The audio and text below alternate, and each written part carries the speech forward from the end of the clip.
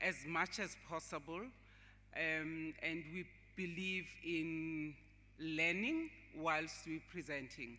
So with me here, I've got Dr. Siho Matlala, who is with the University of Witwatersrand in Gauteng.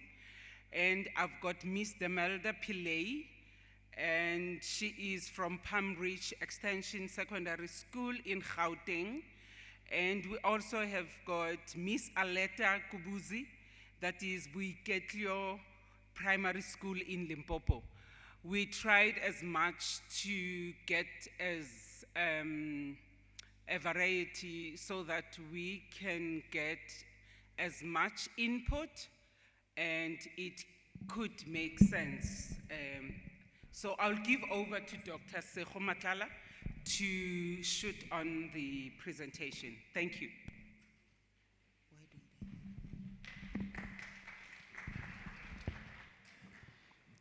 Good morning, ladies and gentlemen. Without any waste of time, I'm just gonna go straight into the presentation.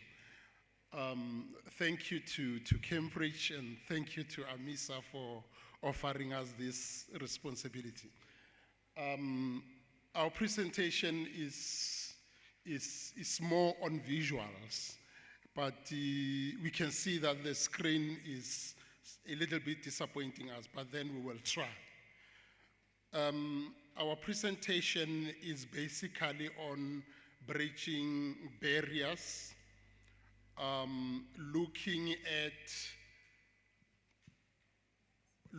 at progression, how concepts progress from the foundation phase up to the FET phase. Why have we chosen progression? Our thinking was based on the fact that performance of learners, that's common knowledge, as they exit phases is a challenge. And it is also a common knowledge that the TIMSS report of 2023 ranked grade 5 learners the last, and the grade 9 learners 5th from the last, which is better than the last, but it is still not good. It is also a challenge to us as teachers to note that in South Africa currently, 464 schools are no longer taking mathematics. And this is a concern to us as teachers, since mathematics is the engine to most of the subjects, including science, technology, and engineering. And what is the consequence of these? The consequence is that in future, we won't have engineers, and this, as a result, is deepening inequality and growing skills gap.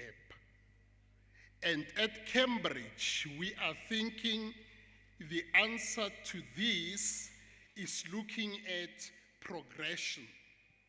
Progression, we means the structured sequence of knowledge and skills. Just to give a basis, what we mean by progression, we are not referring to when learners progress from grade 1 to grade 2 when they progress them. But we are referring to knowledge and skills that learners are expected to develop as they move through grades. Progression builds that ensures that previous concepts are prepared for learners, learners are prepared for more advanced concepts. So I'm just going to give this example to show progression.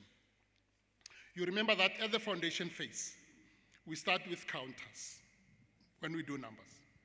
But now from the counters, then we are exposed to things like 5 subtract 3. From 5 subtract 3, we say -5 plus 3.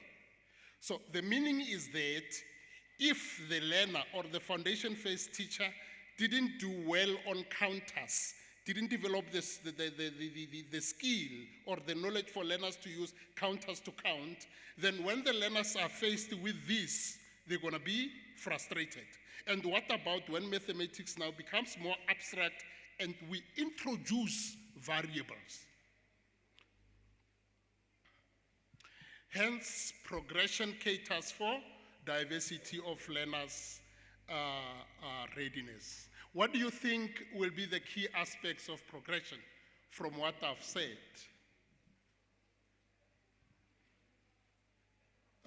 What do you think will be the key aspects of progression, looking at maybe taking into account what I've just indicated?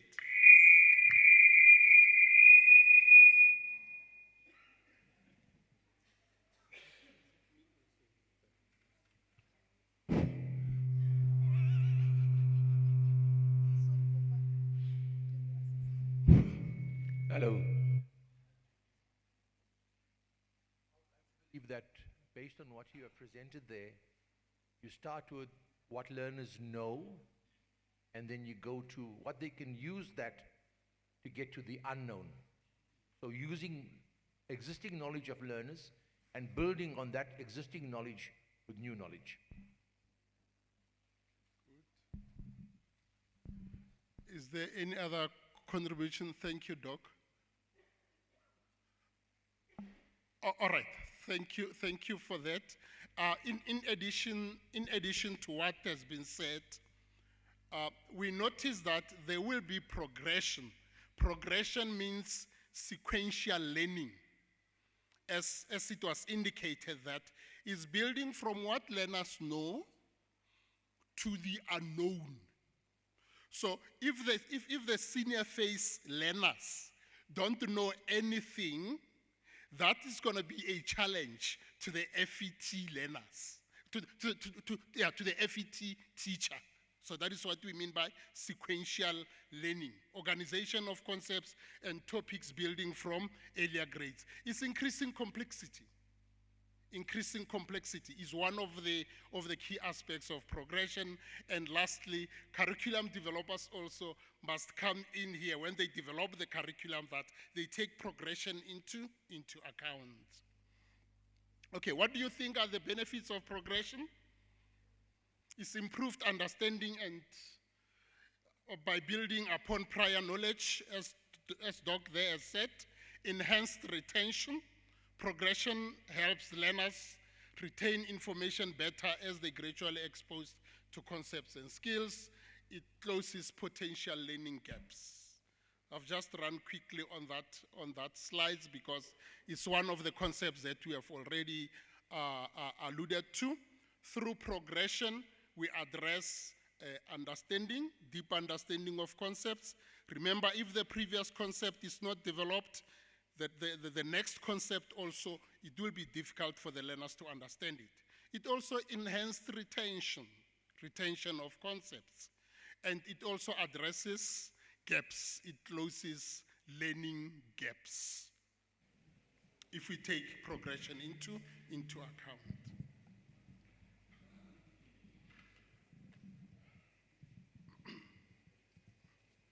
Okay? Unless if there is any other one who would like to make a contribution towards the benefits.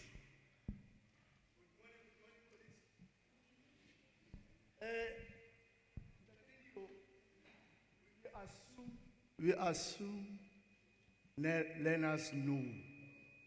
Here is a challenge. There was a baseline assessment countrywide of grade 9 learners. 12 divided by 0 was the question. And the answer is one word, undefined. They could not get it. When we get to senior phase, we've got 4 cognitive levels, 25% knowledge. So we struggle as teachers to give learners knowledge. The focus is how do we give learners knowledge? We assume they know. I mean, if learners don't know dividing by 0 is one word, undefined, I'm just giving but one example. The focus is how do we get learners to know? One of the things that I like has been spoken about is maths relevant and engagement. Our learners are not given opportunity to learn, to be engaged in mathematics, we always tell them, in a GC presentation, they will say, you tell me, I forget. You show me, I might remember. Those first 2 points, that's what we do in teaching as teachers. The last one says, involve me, I will understand. We assume they know, and it's a serious problem. We need to focus, how do we give learners knowledge? Okay, thank you so much for the valuable contribution. It is very true that it shouldn't just be theory, but it should involve real life examples. Not just talking, but also relating maths to real life examples. And evidence has shown, as the previous speaker has said, that if we relate the concepts to real life experiences, that depends understanding. And moving forward to our presentation, that looks at progression, and then aligning it to what the previous speaker has said, we would like to interrogate then, how do we make progression appropriate to their understanding up to FET level. So I'm going to look at foundation, because remember we said we're going to look at foundation up to FET phase. But then we can't take all the concepts. We're going to restrict ourselves to geometry. So the concept that I want us to look at is the concept of location and position, as alluded by the CAPS document, that the foundation phase learners must be able to do location and position. So you will agree with me, you will differ with me that at the foundation level, these are the concepts that are developed. And these concepts lead to the FET phase geometry. So at foundation phase, learners study location and motion, looking at inside, on, next, and between. For example, if you look at the figure on the left-hand side, it says what? What will you see there? If you relate it to inside, it means the person is inside the car. That's the foundation phase. It's the position. And then if you look at the next picture relating to the leopard, what is happening to the leopard? Sitting on is the position, and so on and so on.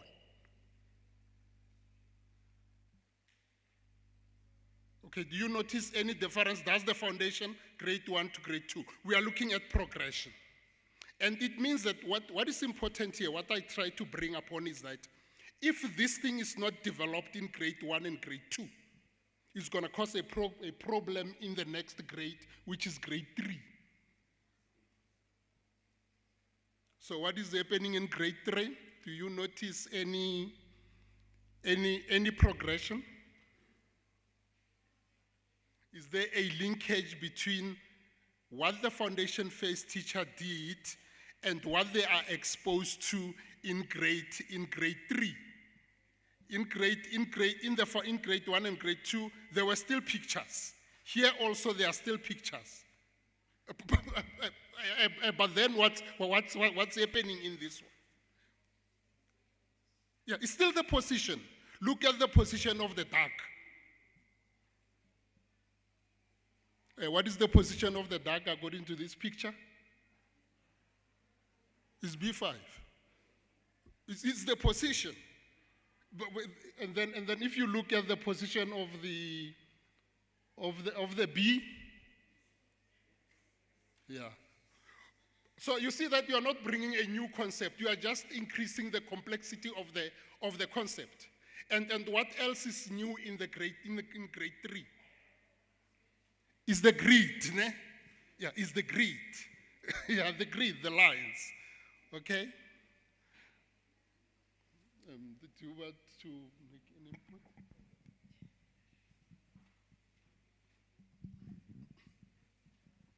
Morning again. Yeah, let's look at what is reflecting on there. From grade 1 and grade 2, we were talking about pictures without a grid. Ne? Because we were looking at on top, at the left, in front, behind. Ne? Now, in grade 3, we have a grid. A grid is an introduction for us to talk about learners. The learners will be talking about the cow is at E2. Why do we say it's at E2? It says we must talk about alphanumeric. We start with alphabet, and then we go to numbers. And another thing is an idea that we don't say in foundation phase, and we don't say X and Y. But in a way, you are introducing coordinates in grade 3. But you introduce it using a grid with alphabets at the bottom, and then on the other line, it's lines. It's alphanumeric. Now, in foundation phase, again, we also talk about transformation. We slide. We also rotate. Though we are not going to say we are rotating, that we might have a picture there where we have a ball. A ball goes round. But if we move the duck, let's talk about the duck. We move the duck 2 blocks to the right. For you, it's going to be to the left. 2 blocks to the right. You will be sliding it. Where will the duck be now? If you move it 2 blocks to the right.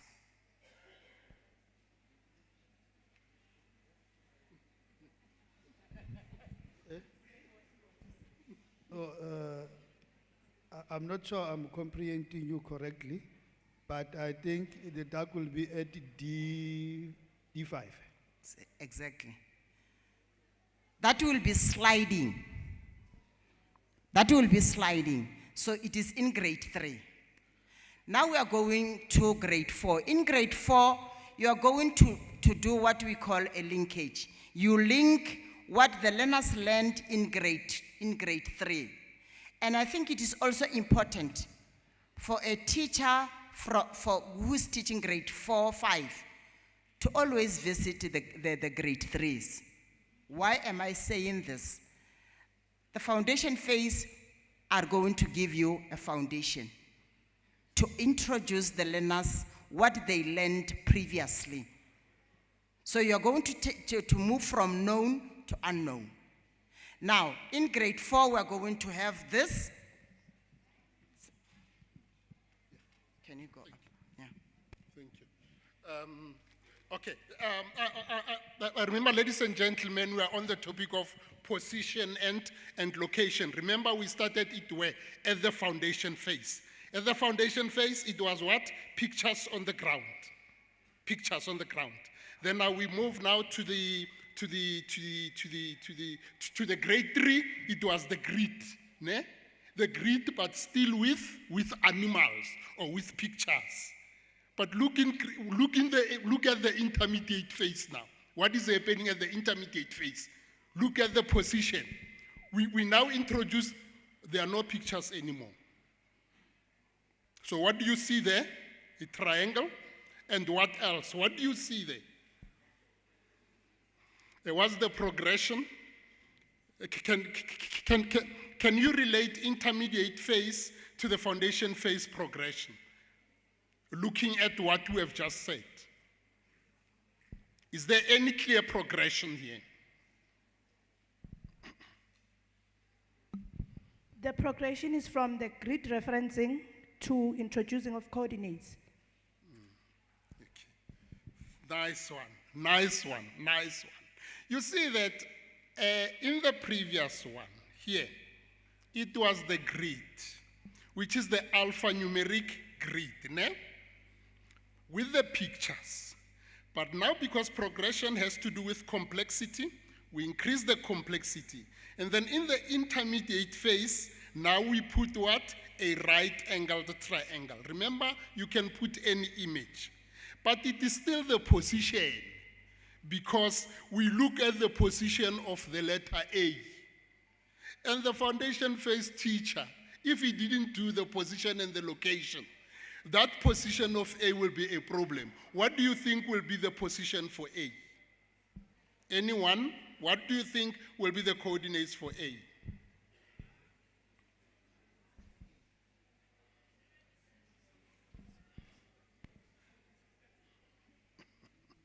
Okay, we are looking for the coordinates for A, and then you can also give us the coordinates for C as a bonus. Yeah. Okay, thank you very much, Doc. I just want to speak to what Mr. Pizzo said there, the assumption that learners know. Now, looking at the progression from the previous grades, that is a foundation up to grade 9 or grade 8 work. I want to say, when Mr. Pizzo said, we assume that learners know, in fact, they know. We should not assume, because mathematics is sequential anyway. Now, the question that I'm going to pose, looking at this beautiful presentation is, am I aware of what the learners that are in my class doing mathematics have been doing all along? Or am I in this team of mathematics being together alone in grade 9, not even aware of what they have been doing in lower grade? Sorry. Now, if I was aware, I would actually take what they did in foundation phase now, in that particular grid, before I introduce this one. Correct. And strengthen what they have done before now progressing into new. Meaning that, as Mr. Pizzo was saying, assumption, if I'm aware of what they have been doing, I won't be assuming, but now I would still search whether they remember what they have done in order for me to now push it into a big, complex position. Thank you very much. Thank you so much for the contribution. Okay. Okay. You wanted to say? Okay, thank you for the question. Now let's look at the right-angled triangle. We are in grade 4. We want to show progression. Before you introduce the right-angled triangle, you are going to put the duck on position A, then you put the fish on position B, and you put the B on position C. What are you doing there? Grade 4s still needs pictures. They're still interesting with colors, pictures, and whatever. So if you put those animals there, the animals, where they are positioned, they are going to give coordinates. But in grade 4, we don't talk about coordinates. We'll be saying, where is the B? Now the B is at C. The learners will be able to say, don't forget that where we put 1, 2, 3, 4 at the bottom is going to be alphabets in grade 4. So the B is going to be in A, B, C, D, E, F, G, H, H3. Now, after the learners are able to understand that that is the position of the B, that is the position of the duck, then you don't remove the animals. You then, the following day or 2 days after, you draw a right-angled triangle with those animals there. Why are you doing that? You are taking what they came with, the pre-knowledge, to grade 4. That is why I said we must always, the teachers who are teaching intermediate, they must always visit the foundation phase. So if you have those 3 animals and they know the position, the minute you put in the right-angled triangle, it is going to be easier for them. Then, when you move away from the animals and put a right-angled triangle without the animals, they will be able to know where A is, B is, C is. Thank you. Okay, so I think another key consideration is the fact that learners do not enter our class as blank slates. So in a room full of teachers, I thought you would guys ask the hard questions. The question that I asked myself from grade 3 to grade 4 was, how do you transition from an alphanumeric to a coordinate system? Because I teach FET. So how would you get learners to make that transition in their mind from the A1 to a coordinate system of 1, 1?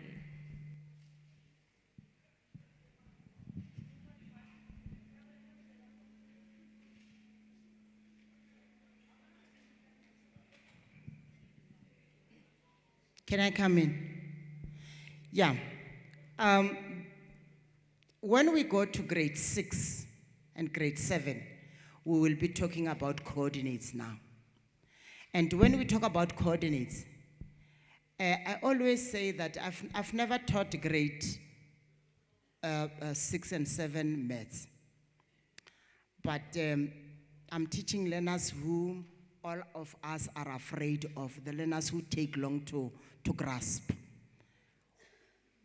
What I'm doing is that on the x-axis, there were alphabets. Now, what I'm doing is I'm going to say, where there is A, I'm going to say 1A, 2B, 3C, like that. So that when we say, okay, let's look at the coordinates, it's in grade 6 now. Let's look at the coordinates. It is no longer going to be a B4. It is going to be B2, 4. Now, when they understand, after being with them, talking about those coordinates with alpha numerics, then you remove the alphabets. Then you remain with only the numbers. Then they will say, okay, it is on 5, starting with where there were alphabets, 5, 3. But you moved from what they know, the alphabets, to the numbers. But mixing them first, A1, B2, like that. And then from there, when they understand, or when they can be able to understand what they are talking about, then you remove the alphabets, you remain with only the numbers on both the x-axis and the y-axis. Yeah. Thank you. Okay, thank you for all the contributions. Okay, we are still on progression. We started from the foundation. You want to say something, Doc? Where's the other mic?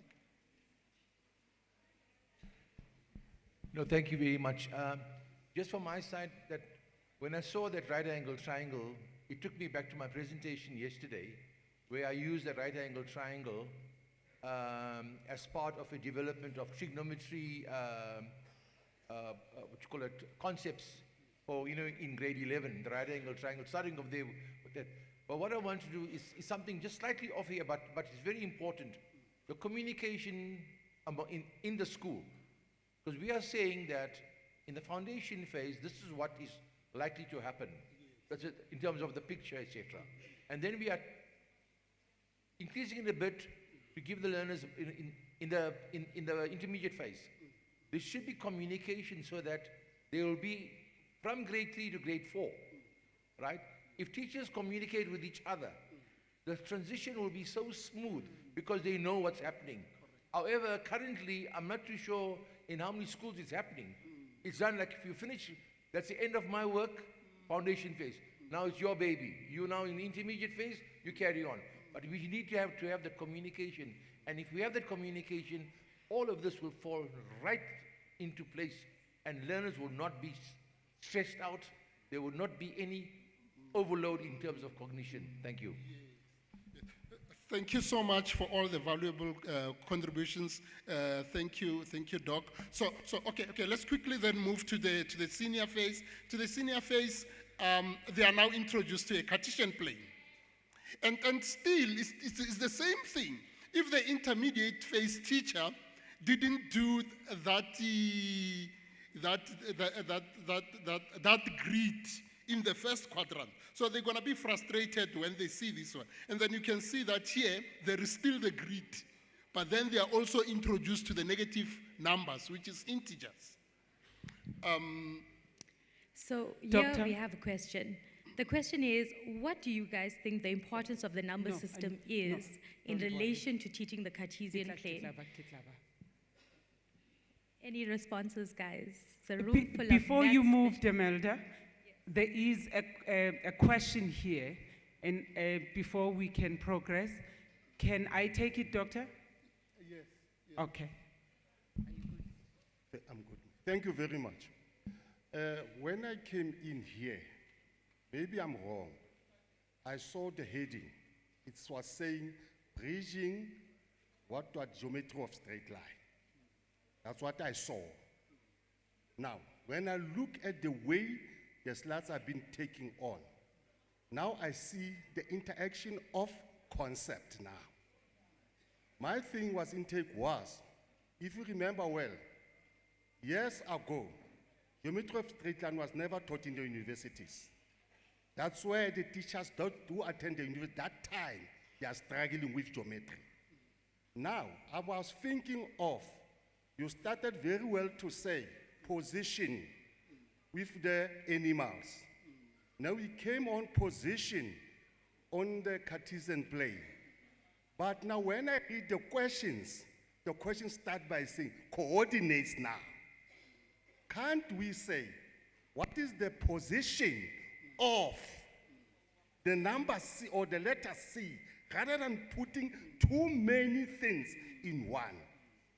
That's what I was thinking, that we are going to take the point, because when they are having grade 7, 8, and 9, we talk of angle relations, the position of the angles in terms of the line drawn.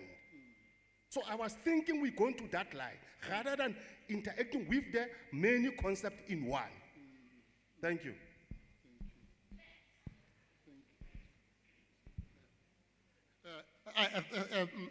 Thank you so much. That's very important, and that is how we will take it. That's very important. And then you explained it well, the position of A, and then moving it up to coordinates, because in the senior phase and the FET phase, then the term coordinates take precedence. Okay, I'm going to move to FET. Okay, remember where we started. So I want everybody to keep in mind where we started, taking into account also the contributions that are coming from the floor. They are very, very important. They are making our presentations very rich, and I hope that Cambridge is noting that. No, before we move forward, we like what you said. The aim of this presentation is to show the interrelatedness of the topics. We know that we are speaking about geometry, but it's not limited to geometry. The interrelatedness of, like, the number system, for example. If you don't do the number system in grade 8 and 9 and separate it into whole numbers and integers and do justice with those numbers, learners will not understand the Cartesian plane. So we are saying that with this topic that we've chosen of progression, it's not just limited to what is represented here, but it extends far beyond that with the interrelatedness of topics in mathematics.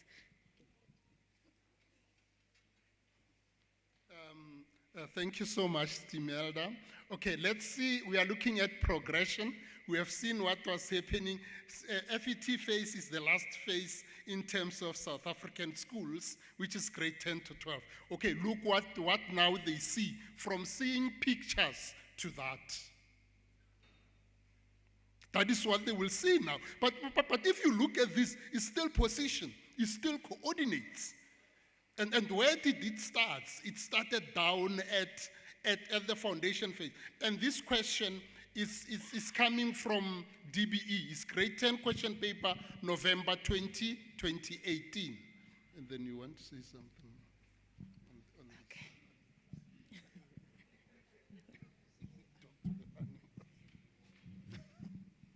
Yeah, let's look at what is happening there. We were talking about position and transformation. Just to the mic. Now, oh, sorry. Let's look at our diagram there.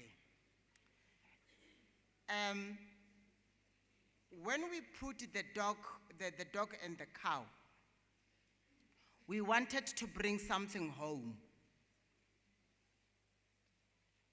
When I'm saying something home, I'm looking at our learners whom we are afraid of, whom we don't want to go to class because we say they are time takers.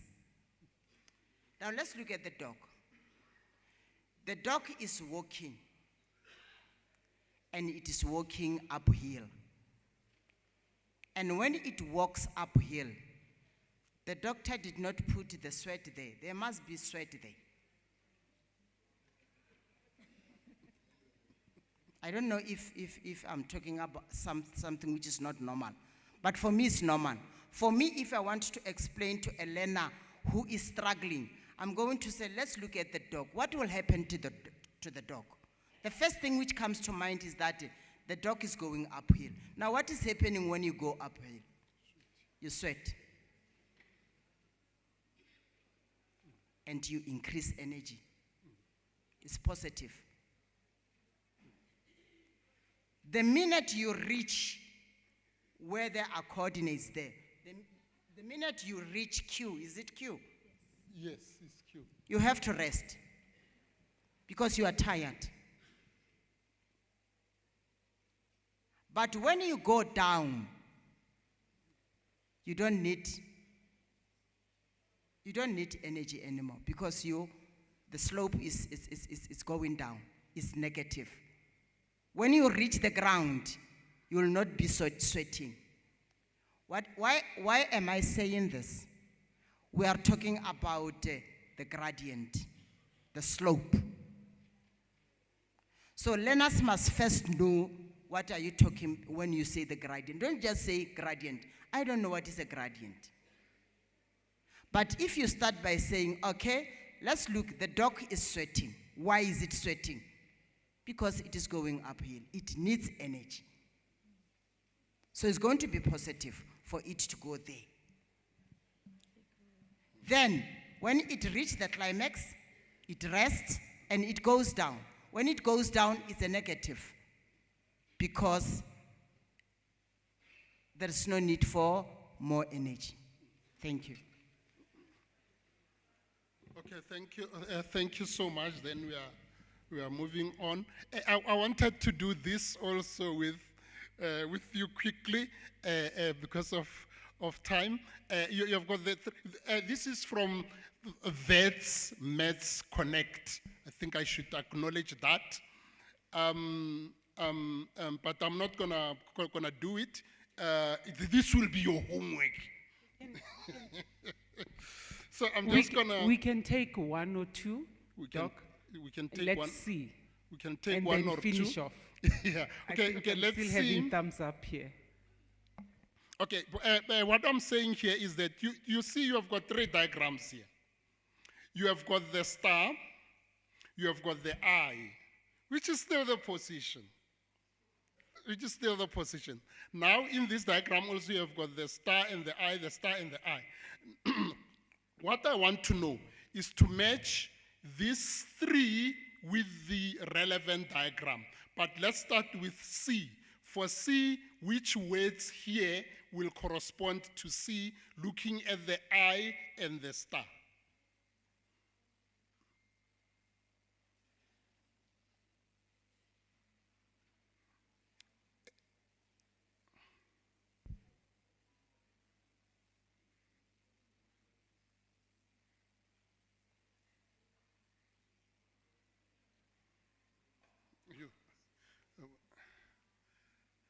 Yeah, there is the star and the eye. Okay, there is a contribution there. It's complementary angles that is up to 90 degrees. Okay, is it complementary angles? Is there any other? Can we also associate it with vertical, opposite, adjacent, complementary angles?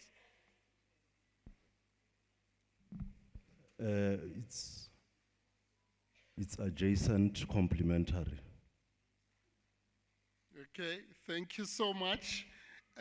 Remember the definition of adjacent and complementary. So for diagram C, Roman figure 1 and Roman figure 2 applies. Ne? It applies. But Roman figure 3, can it apply here? Can I get the answer from everybody at once? No, yes. Okay, let's look at, what about diagram B?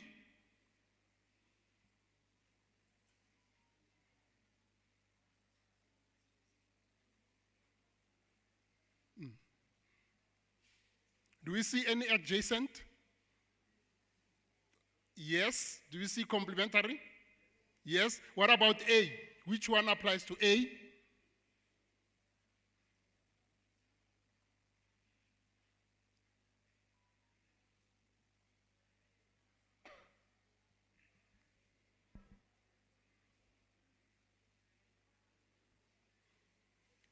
A amongst the three, which one applies to A? Looking at the eye and the star. Complementary. Are they complementary? Another contribution? I had complementary.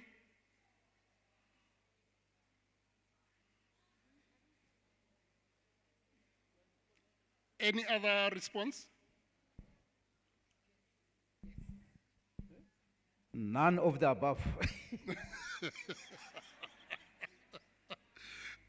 Thank you so much. Must I reveal the correct answer? Is none of the above. Okay, our conclusions and recommendations is that to address the failure rate and to move smoothly along progression, we recommend collaborative planning. Collaborative planning, I think it came up from the floor on several occasions. Some of you has mentioned that. Collaborative planning is very important, but then that collaborative planning shouldn't happen only within the schools, but it must also happen across the schools. Seeing DBE creating an opportunity, time and resources for all the teachers to meet like in this forum, whereby in a specific district, there are teachers that are meeting, all the teachers from foundation phase up to the FET phase, so collaborating for planning. And also this collaboration of planning shouldn't happen only amongst the teachers. No, it should also happen amongst our bosses, that is our subject advisors and so on, whereby we see the foundation phase subject advisor, the intermediate phase, the senior phase, and the FET phase subject advisors sitting together, collaborating, so that they know what is happening from the lower phases up to the upper phases. And then this, here I was just trying to define collaborative planning. What do we mean by collaborative planning? I think that as teachers, we know what that means. And Cambridge has a solution to all of these issues that we have been discussing.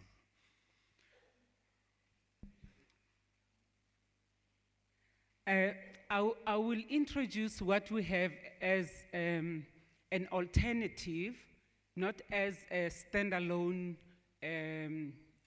solution, but as an alternative to what we could use or employ in our schools. What we have as Cambridge Insight, which is looking at how can we address as the sort of your baseline, looking at what is it that my learners know when I'm about to introduce what is new.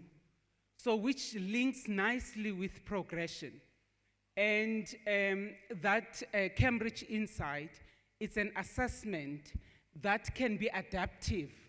And as a teacher, you will be able to pick up where are the challenges, and you'll be able to intervene. Our outcomes, our results at the end should not be thumbsucked. We shouldn't think I'm going to get so many level 5s, I might get so many, but we should know what is going to be our outcomes. If we look at how independent schools run, it's not like their children or their kids are special, but because they get so much of support that we know how to intervene directly to where the needs are of the learner. And then we can able to assist that learner. And gradually, when we then assess them again, we definitely know that that learner has moved from this level to the next level. And what is nice, it's about age appropriateness. It's not about where the phase, where the child is. At this age, what is it that the child is expected to know in mathematics? And we run that in language and also in mathematics. So if you want to know more, please come to the stand. We'll be able to actually direct you and assist you. Thank you very much.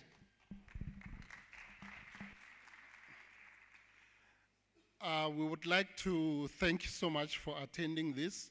Unless if there are further questions and comments from the floor, we would like to take one or two comments or questions from the floor before we say goodbye to everyone.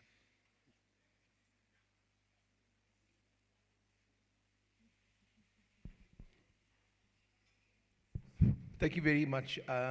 I just wanted to add something, in terms of the presentation, which can be done in our classrooms, depending on the seating arrangement of your learners in your classroom.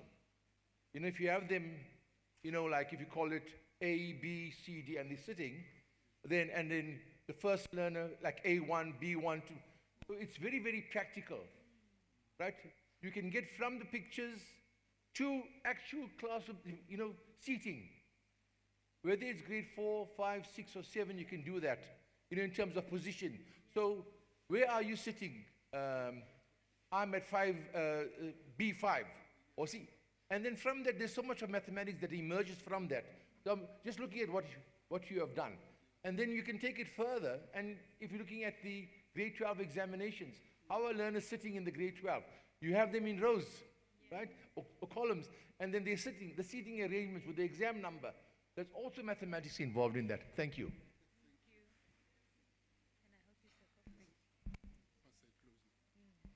Okay, thank you so much, ladies and gentlemen. Bye-bye.